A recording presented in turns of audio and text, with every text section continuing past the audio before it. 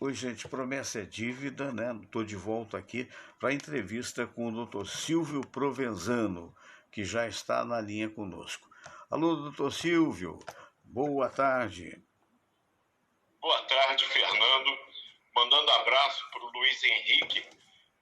Vi vários comentários dele aí na tua live. Certamente um pouco apreensivo com o Palmeiras dele, que vai enfrentar o Boca Juniors na semifinal. Não é para qualquer um. Eu espero que na semana que vem eu diga que eu vou estar esperando o confronto com o Inter. Mas antes a gente precisa passar pelo Olímpia, lá naquele charco em Assunção, o que é complicado. Tá? O presidente da Conmebol nunca é um desafio dos mais agradáveis. Não. Eu estava comentando na live do Mitflu, que eu participo, Luiz Henrique também, que é compreensível. Eu sou juiz de futebol. No lance de dúvida, eu vou marcar contra o time do presidente da Conmebol. Eu não vou marcar. Nunca mais vai ser escalado. Não, é na dúvida pro réu. E no caso, o réu é o Olímpico. Então, hoje está uma torcida fanática, um time guerreiro, que é o time do Olímpia, que é um time fraco, tecnicamente fraco. Vimos isso contra o Flamengo, mas é um time muito valente. E ele mostrou essa valentia exatamente quando soube ultrapassar o Flamengo, né? Que é um time infinitamente melhor. E olha, o Flamengo saiu com 5 minutos de jogo lá, aumentando a vantagem que era de 2 gols, que aliás é a vantagem que nós temos hoje. Passou a 2 gols de vantagem, mesmo assim tomou 3 gols. Daqueles gols inexplicáveis, porque um jogador com 1,65 m fazer um gol de cabeça na defesa do Flamengo, que tem postes de 1,90 m, não dá para entender. Era o fantástico, inacreditável. Mas foi isso que aconteceu. O Olímpia passou. Nós soubemos vencer bem o Olímpia aqui no Maracanã por um placar que queria modesto, tamanha a superioridade que o Fluminense teve. Era jogo para ter terminado 3 ou 4-0. Foi 2-0, tá bom. Agora o time tem que entrar com muita seriedade. Eu havia dito na live do Fluminense, antes do jogo contra o Olímpia, que o que o Fernando Diniz iria esperar, que é o que todo mundo que entende o mínimo de futebol esperaria, é que o Olímpia viria com uma linha de 5 jogadores e mais 4 na frente. Ia jogar no 5-4-1. Foi o que aconteceu. E que o Fluminense não poderia jogar com a escalação tradicional, mantendo Lima no meio de campo. Veja bem, nada contra o jogador em si, mas pelas características táticas. E que eu tiraria o Lima e colocaria o João Kennedy. Curiosamente, mas não por acaso, ele fez isso. E aí nós imprensamos o Olímpia no campo deles.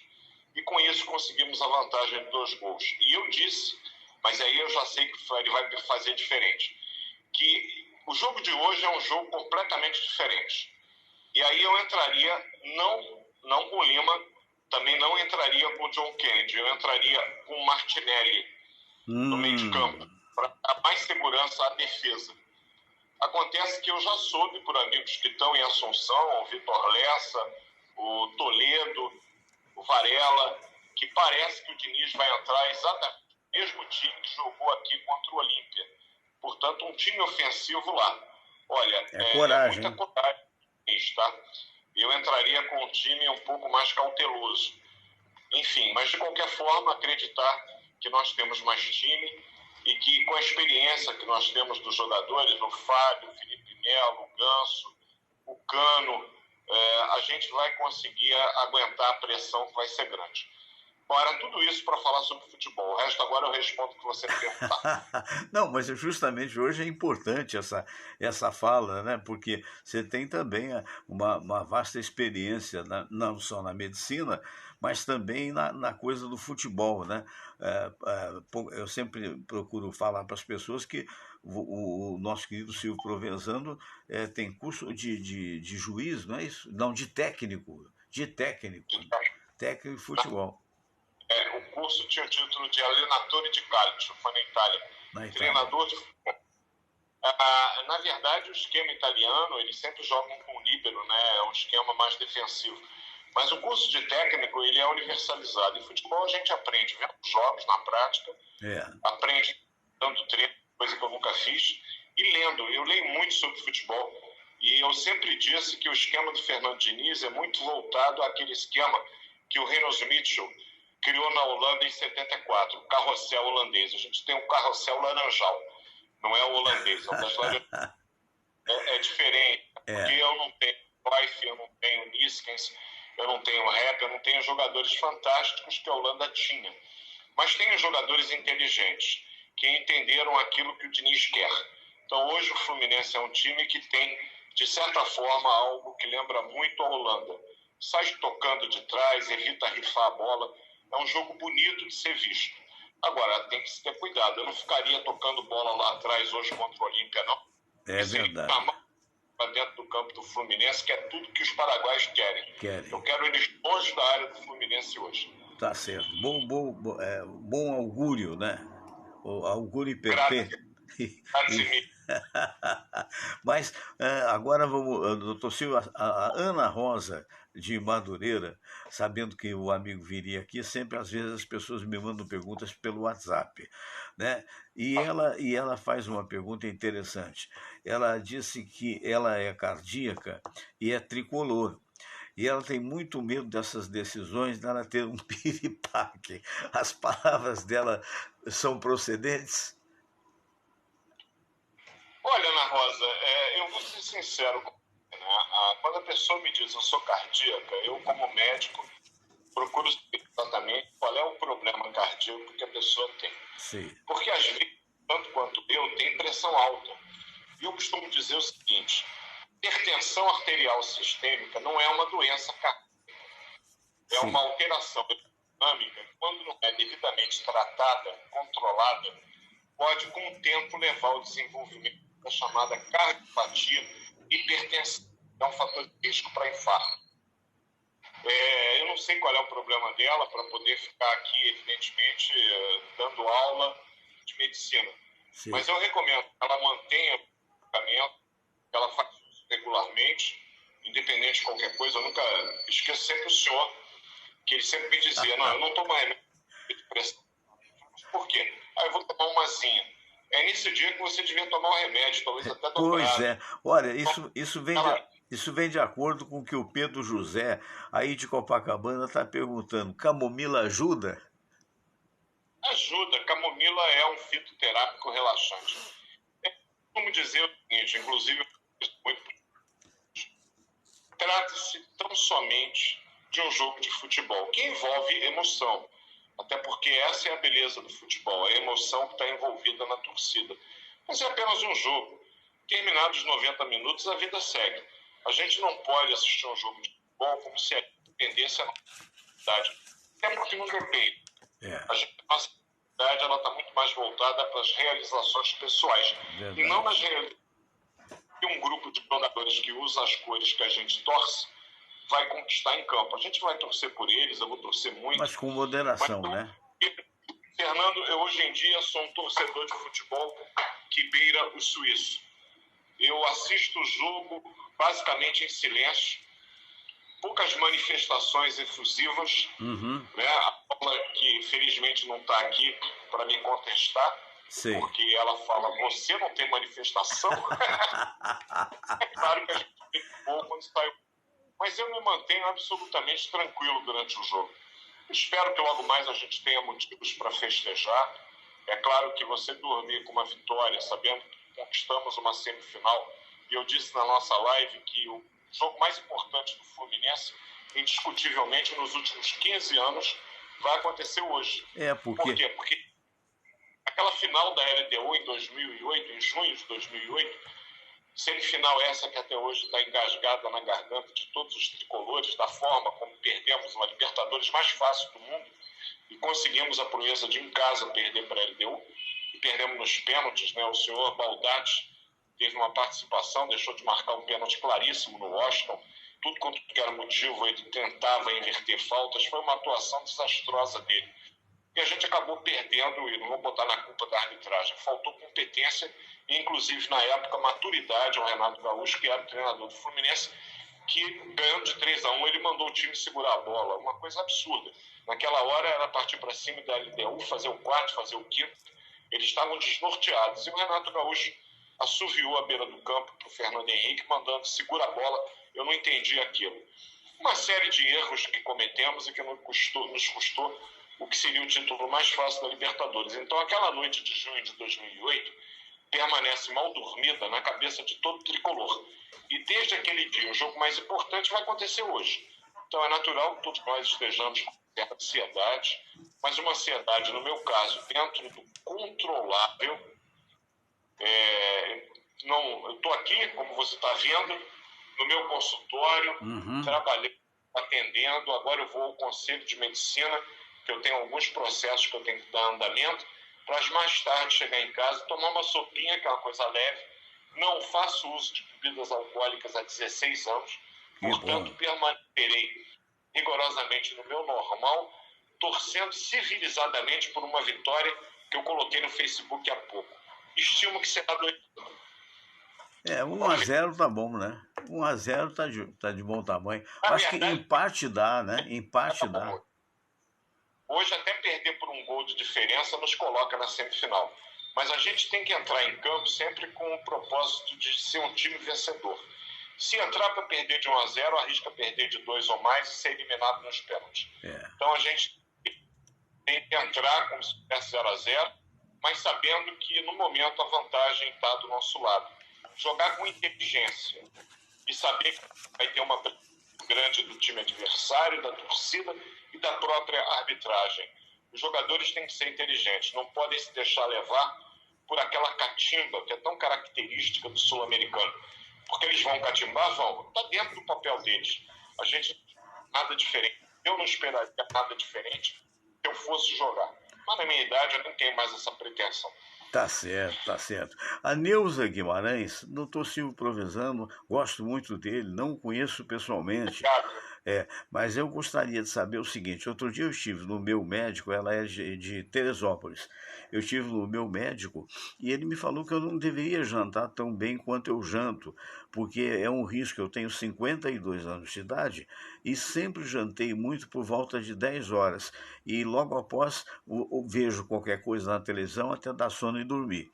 Ele acha que isso está errado. E eu queria a opinião do Dr. Silvio. Veja bem, a gente habitua o nosso organismo a uma série de coisas, né? Não se recomenda, de um modo geral, uma alimentação pesada, alimentação abundante à noite, né? A gente recomenda uma alimentação mais leve. O hábito brasileiro é um café da manhã bem simples, diferente do americano que faz um verdadeiro almoço no café da manhã. Eles não estão errados. E você passa de 6 a 8 horas sem se alimentar. Você tem que sair de casa para as suas atividades diárias. E convém que você se alimente. E lá eles se alimentam, eu não diria que bem, eles se alimentam em excesso. Eles têm no almoço uma alimentação frugal. Eles não comem em grande quantidade no almoço, até porque a maioria deles trabalha. Sabidamente, comer uma rabada na hora do almoço dá aquele soninho de tarde. Como desempenhar nossas atividades laborais se eu estou sonado pela rabada que eu acabei de comer? Então, recomendo-se uma alimentação leve e almoçar e jantar melhor à noite. Mas esse jantar, a Neuza me permita dizer, deveria ser um pouco mais cedo. 7, no máximo 8 horas da noite. Você jantar às 10 horas para as 11h30 estar deitada, sobrecarrega muito. Então, a minha opinião, e se você não tiver hérnia de hiato, se você tiver por acaso uma hérnia hiatal, certamente você vai favorecer o aparecimento de um refluxo, o que pode trazer sérias complicações deitada. Então, a minha recomendação, fale com o seu médico. Se você não tem refluxo, você pode comer uma quantidade maior à noite, porém um pouco mais cedo. Procure se alimentar até às 20 horas. Depois desse horário, a alimentação deve ser bem leve. Eu hoje vou me permitir, já combinei isso com Paula, uma sopinha, ponto. Olha só, o Juárez, do Paraguai, ele está vendo a gente pela internet. Muito obrigado a todos os paraguaios, né? Muito obrigado. Primeira vez que eu recebo alguém aqui do Paraguai. E ele está perguntando, dentro do meu portunhol, né? Ele está perguntando se é verdade, se é benéfico à saúde, a tradicional siesta que eles têm logo após o almoço. Ou é melhor caminhada?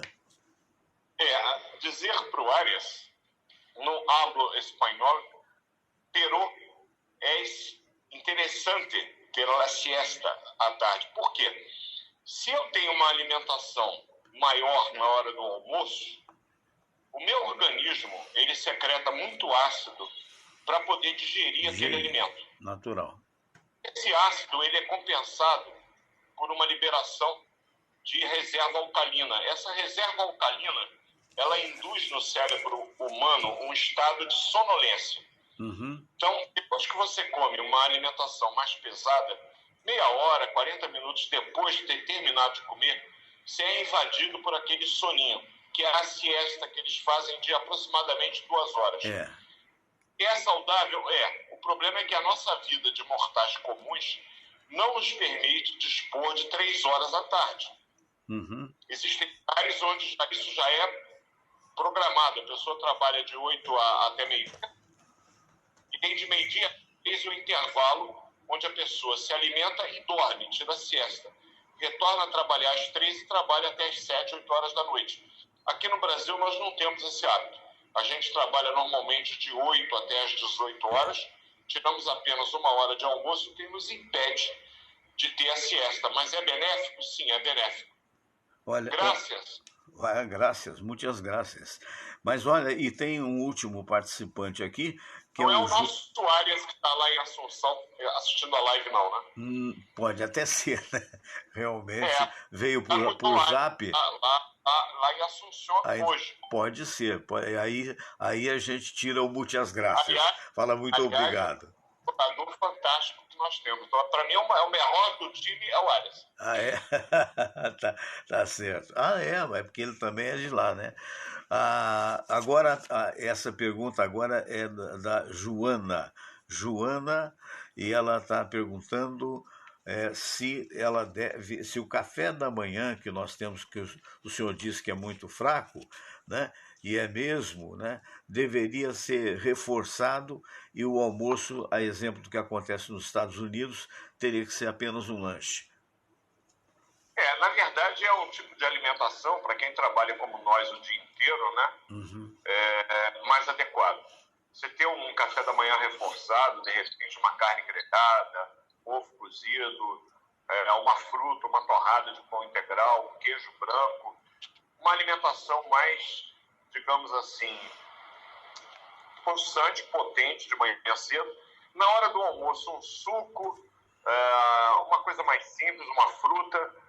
Não comer pesado como a gente normalmente come. E à noite você fazer uma alimentação mais abundante, mas não às 22 horas como a Neuza faz. Eu faria isso por volta de 19h30, no máximo 20 horas. Para dar tempo de digerir aquilo, quem sabe até fazer um pouco de exercício, uma caminhada, assiste uma TV, assiste futebol, e aí vai dormir umas 3, 4 horas depois de ter acabado de comer. Pois é, e o Fernando Pereira, abraços amigos Fernando Sérgio e Silvio Provenzano. O Fernando que está se recuperando, ele teve um tumor de palato, foi extraído, nós estivemos com ele recentemente, está muito bem, obrigado, e parabéns aos médicos que fizeram esse trabalho. E chegou já até ir no almoço da confraria, que qualquer dia estaremos convidando o doutor Silvio, sei que é um homem muito... Tem que me programar, porque o almoço ocorre sempre às sextas. É verdade. No horário que encontro em atendimento aqui no consultório. Mas aí eu vou reservar uma sexta-feira e me permite estar com vocês. Tá certo. Muito obrigado. A última pergunta, olha só, mais uma, me perdoe, então, mas é o Queiroz, não fala de onde. O Queiroz quer saber dessa operação que teve meu Deus, que teve o Faustão. O Faustão, é isso mesmo que ele escreveu. O Faustão, se agora é um transplante cardíaco, né? Se agora que ele recebeu um coração de 35 anos, né, do moço que faleceu, se agora passou o perigo ou ele estaria ainda em perigo?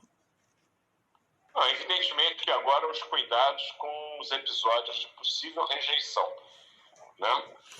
Ele vai fazer o uso das medicações, são medicações essas que precisam ser acompanhadas e supervisionadas com exames pelo médico para evitar se existe alguma rejeição. Você saber que você tem dentro do peito um coração que na verdade não era o que você nasceu, Isso implica num risco, num cuidado com relação à alimentação, com relação às medicações, que torna o Faustão um paciente de risco. Mas o pior já passou. Evidentemente que ele tinha um coração que, pela falência da bomba cardíaca, não permitia a ele sequer sair da cama para ir até o banheiro. Nossa. Era uma situação dramática. Ele agora está recuperando, vai entrar no programa de exercícios, certamente já começou desde a cirurgia a tomar as drogas imunossupressoras e vai fazer o acompanhamento. A gente deseja ao Faustão muita saúde, muito tempo, para que ele volte a nos alegrar na televisão. Sempre foi um apresentador extraordinário. Perfeito, isso mesmo. Doutor Silvio, muito obrigado por sua atenção mais uma vez, né? E sucesso aí para o seu time. Logo mais contra o Olímpia, vamos acompanhar. Eu gosto muito do jogo de futebol, seja quem estiver jogando contra quem, eu estou sempre vendo. Ontem, o Luiz Henrique vai ficar aborrecido comigo. Eu ontem assisti ao jogo do Palmeiras contra o Deportivo Pereira. Aliás, assisti o jogo lá, Sim. na Bolívia, né? E assisti o jogo ontem. A Bolívia não, na Colômbia. E assisti o jogo ontem. E eu confesso uma coisa. Ontem o Palmeiras deixou muito a desejar. Eu acho que o que certamente faz muita falta no time do Palmeiras está fazendo mais falta do que eu imaginava que ele pudesse fazer. O Dudu é extraordinário e não joga mais esse ano. Então eu acho que o Abel, que é um técnico fantástico, ele deve estar com as barbas de molho. Ele normalmente se barbeia muito bem, mas ele deve ter colocado as barbas de molho, porque a ausência do Dudu pode fazer muita falta no eventual embate que eles vão ter agora. Eventual não, está certo, contra o Boca Juniors. Até jogar na Bomboneira, e nós já jogamos lá, inclusive vencemos lá em 2008, é um desafio muito grande. Então, não é certo. Eu imaginava uma final com o Palmeiras no Maracanã, mas pelo que eu vi ontem, eu acho que o Palmeiras vai ter que melhorar para conseguir passar pelo Boca Juniors. Um abraço para todos que estão na live, para o Fernando Pereira, uma recuperação extraordinária, para o querido Luiz Henrique, e você, Fernando, obrigado pela paciência de me ouvir tanto tempo falando de futebol, que não é a minha área, mas eu gosto muito. Mas somos apaixonados pelo futebol, fala sério. Um abraço para você, para a Juni, né? Foi aniversariante da semana passada. Quietinha em silêncio. Tá certo. Forte abraço, querido. Outro, Fernando. Fica com Deus. Você também. Então esse é o Dr. Silvio Provenzano, um dos médicos mais conhecidos do Rio de Janeiro, né? Tá vendo como é que hoje tá? Mas o negócio é ficar calmo. Eu vou tentar, aliás, o Luiz Henrique está falando só agora que eu vi, se por acaso a Ibinder estiver me vendo, a Ibinder ele falou para desligar e reiniciar o computador, mas eu quero crer que talvez ele esteja com o celular. Então, por isso mesmo, só para ficar dentro dessa mesma live, eu vou ligar, porque era uma situação muito interessante, uma fala de um psicólogo experiente, um dos melhores do Brasil, né, a respeito da psicopatia, né? Essas pessoas que cometem crimes e que parece que não têm a menor empatia com as pessoas. Eu vou tentar na esperança de que, desta feita, ele tenha a capacidade de falar, né? Agora sim. Eita, olha, Mila. Boa tarde, doutor Ibinder.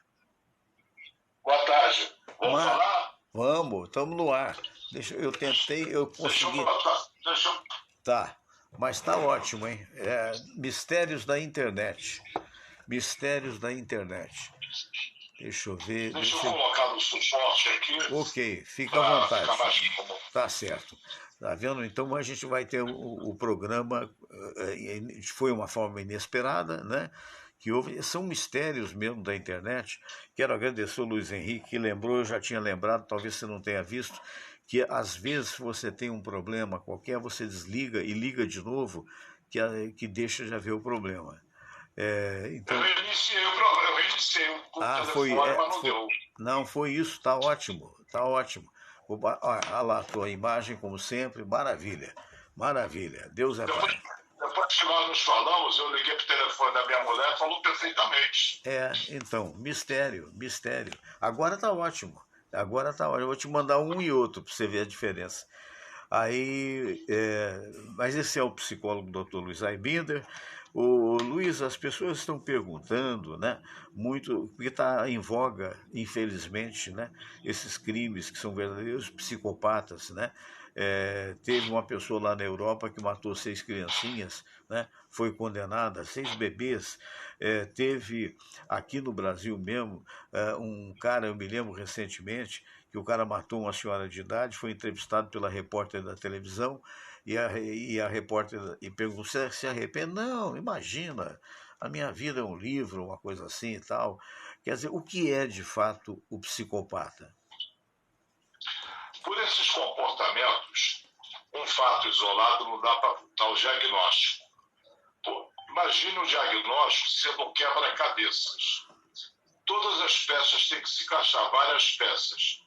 Para ficar mais nítido o meu exemplo, uma pessoa tem dor de cabeça, pode ser um AVC, pode ser prisão de Weber, pode ser um tumor no cérebro, pode ser tantas coisas que por um sintoma só não dá para definir. Verdade. O psicopata, hoje em dia, essa expressão se tornou um xingamento.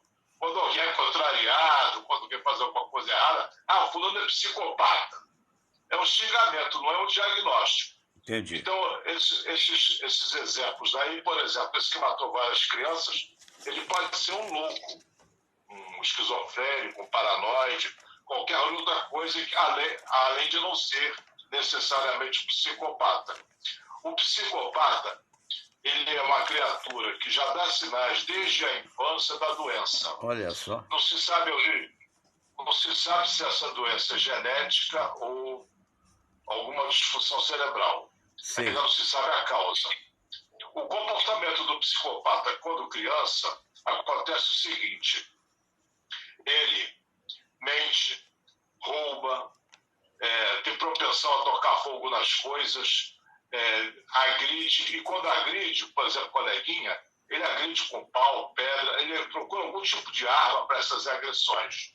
Até os 18 anos, eles não se chamam tecnicamente de psicopata. Eles são considerados como transtorno do desenvolvimento.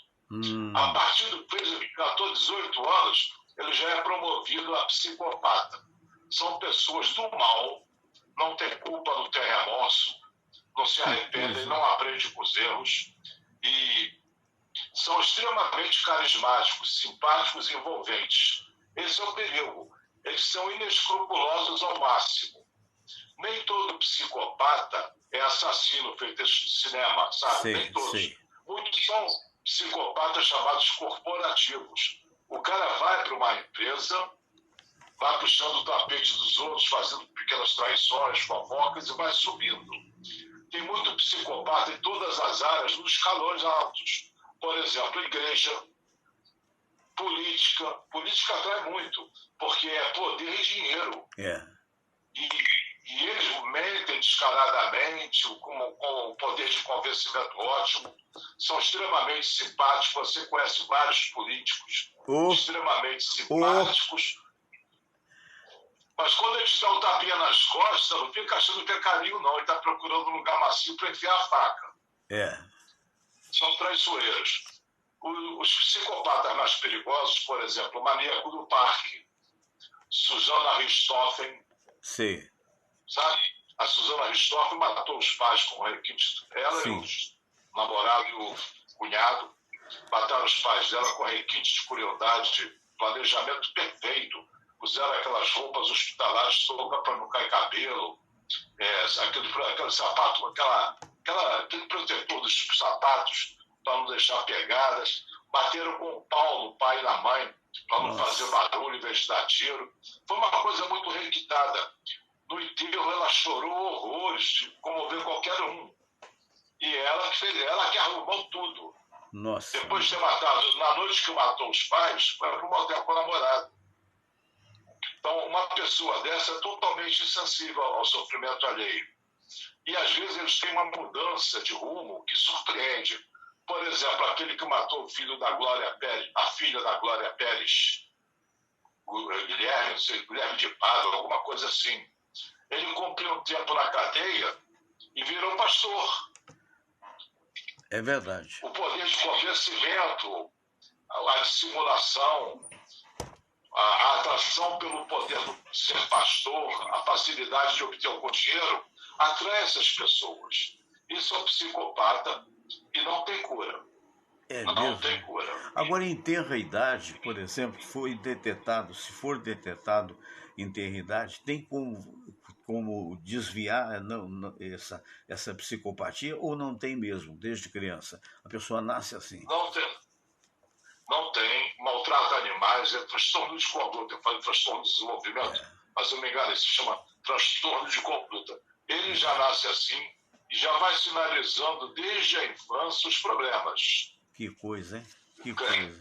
Por ser criança, não tem a mesma gravidade que tem um adulto. Sim. Mas eu já peguei casos que por olho do passarinho com alfinete, botou gato no congelador, essas coisas. Nossa. A gente vem em consultório. Que loucura, né? E não tem o que fazer. Não tem o que fazer. Seria até um risco para um terapeuta, seria até um risco tentar fazer uma terapia com um cidadão assim numa sala sozinho? Olha, eu nunca fiz, porque não vai funcionar, entendeu? Com a minha desilusão sobre qualquer possibilidade de cura, para que eu vou fazer terapia? Claro. Eles podem até concordar e por dentro estão rindo da minha cara. Sei. Não faço. Eu perguntei a um já adulto, que vivia às custas do pai, gente, alta sociedade, qual é o teu sentimento pelo teu pai? O mesmo que eu tenho por um caixa eletrônico. Nossa. Entendeu? Esse é o perfil geral do psicopata. Eles são envolventes, são sedutores. Já peguei. Você tem tempo para ouvir mais alguns casos, eu boto aí para ilustrar. Verdade. O Luiz Henrique Oliveira está perguntando, antes eu quero divulgar aqui o Hernani Sampaio, doutor Hernani Sampaio, um dos grandes oncologistas do Brasil, hoje nos vendo. Um abraço, doutor Hernani. E o Luiz Henrique Oliveira está perguntando, será que no caso do Bruno, aquele goleiro do Flamengo, esse pode ser enquadrado como um psicopata? Ele matou a Samúdio, né? Elisa Samúdio, né? Elisa Samúdio. O fato de matar uma pessoa não justifica o diagnóstico de psicopatia. Sei. Tem que ver todo o histórico dele. Então, matar é só uma peça de um quebra-cabeça, de um quadro maior. Mas esse quadro pode não se configurar como psicopatia. Uhum. O psicopata é extraordinário. Tinha um que a irmã ia dormir, roubava o cartão de crédito da irmã, ia para uma loja de conveniência, comprava um montão de coisa para revender. Ele era cúmplice do balconista e botava o cartão de crédito da irmã no lugar lá dentro da carteira dela. Mãe. Ela não entendia aquelas dúvidas, aquelas dívidas.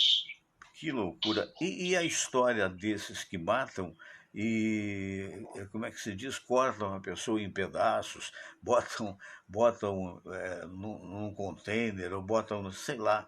Isso seria também uma psicopatia?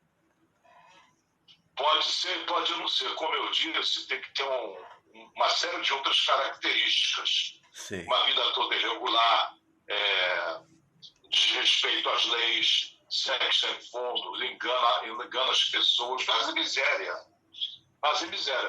Mas se uma pessoa mata a outra, pode ser só um comportamento criminoso que não envolva psicopatia. Das doenças mentais, a que dá mais cadeia é a psicopata. Uhum. Mas nem todo mundo que tem doença mental é criminoso.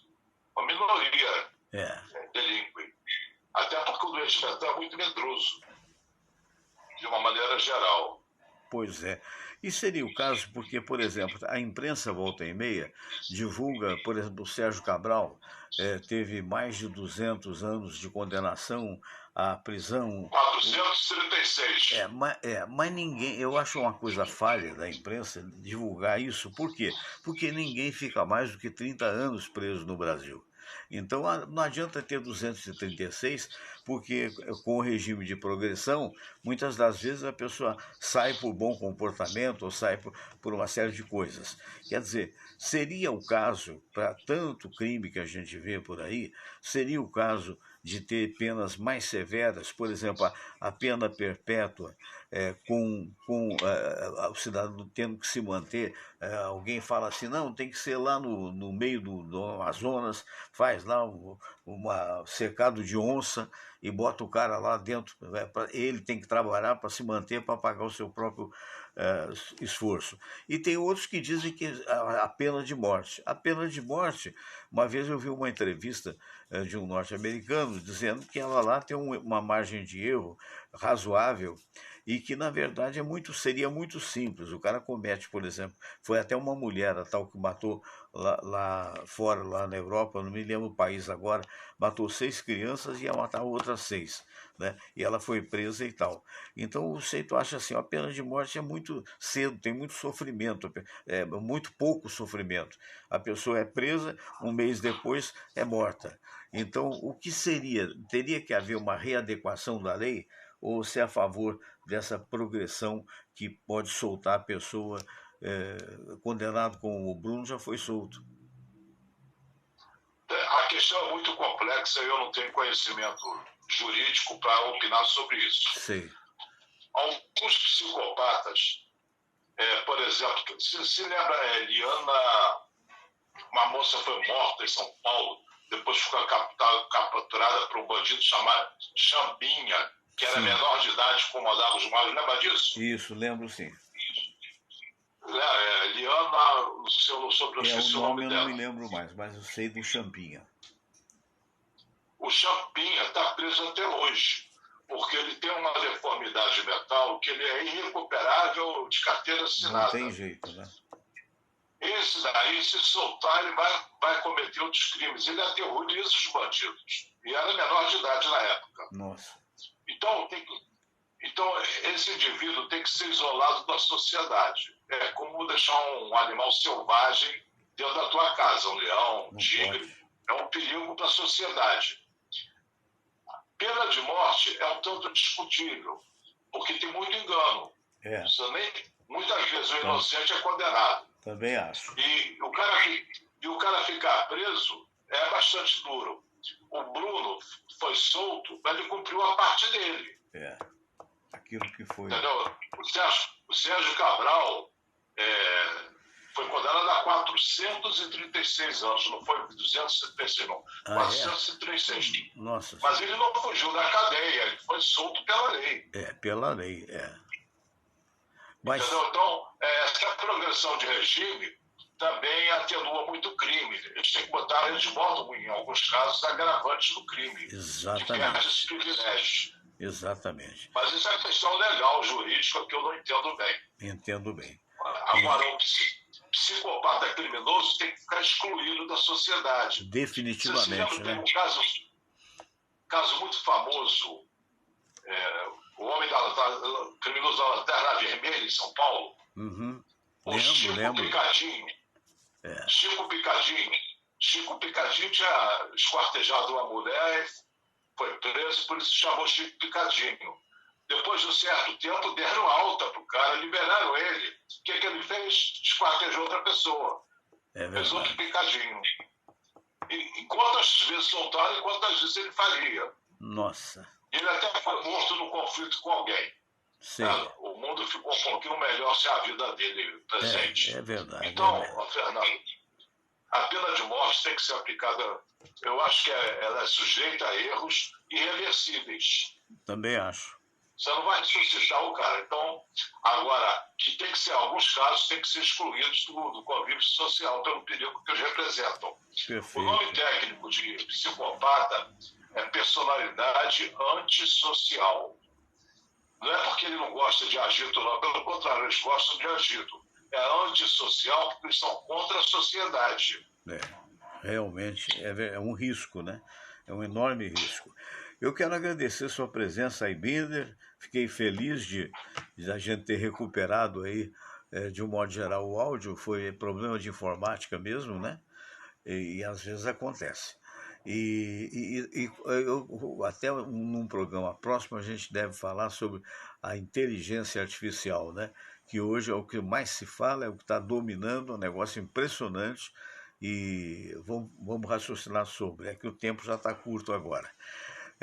Doutor Luiz Aibinder, um abraço grande, querido. As pessoas que quiserem fazer contato com você, qual é a comunicação? A partir de lá entra no ar meu site, aibinder.com.br. Maravilha. A partir de amanhã, hoje, tá a ótimo. partir de amanhã entra no ar. Tá certo, parabéns, pois. Vou acompanhar. Então, até a semana que vem, amigo. Não, semana que vem é feriado, vai ter um programa. Eu imagino, é 7 de setembro. Imagino que vai ter, mas eu confirmo com você, tá bom? Ok. Um abraço, então. Boa tarde para você e para todos. Obrigado, querido. Um abração. E reforço meus lemas de psicologia. Tudo passa, inclusive defeito da internet. É verdade, é verdade. Estamos chegando ao final do programa do dia de hoje. Eu espero que você tenha gostado. O programa fica em duas partes. Uma no esforço que a gente fez para poder recuperar essa presença tão importante que é a do Luiz Aibinder, né? E a segunda parte é a parte que vem realmente aquilo que eu havia anunciado. Invertemos só. Nós tivemos o nosso querido Dr. Silvio Provenzano, parabéns a ele, que mais uma vez com o seu grupo foram eleitos e já estão trabalhando pela segunda temporada, né, no Conselho Regional de Medicina do Rio de Janeiro, do estado do Rio de Janeiro. Não sabia dessa nova, não. É verdade, o pessoal dele, Aibinder, teve 2 vezes mais a votação daqueles que acharam que podiam ser eleitos e não o conseguiram. Então, é uma vitória. Ele vai ser o presidente? Vai ser novamente presidente? Eu vou perguntar, ele não quer ser vice-presidente. O pessoal está querendo que ele seja. Eu confesso que eu não tenho essa informação agora, porque a semana passada eu perguntei para ele, falou: Fernando, nós vamos ter uma reunião no Conselho Regional de Medicina e eu não quero ser presidente outra vez, que é um Rio. Ele foi 2 anos consecutivos presidente. E agora ele é conselheiro. Agora não sei se foi votado entre eles qual seria o presidente. Mas é um fortíssimo candidato. Mesmo como conselheiro, ele pode realmente colaborar muito. Abraço, querido. Sábado eu estarei com ele, vou perguntar. É isso. Pergunta e me diz. Abraço grande, saúde. Muito Tchau. bem, tchau. Então, esse foi o nosso querido Luiz Aibinder, e eu estou chegando ao final hoje, olha, aparecendo a iluminação, aparecendo tudo, mas é assim mesmo que a gente vai tocando barco. Abraço e até a próxima oportunidade.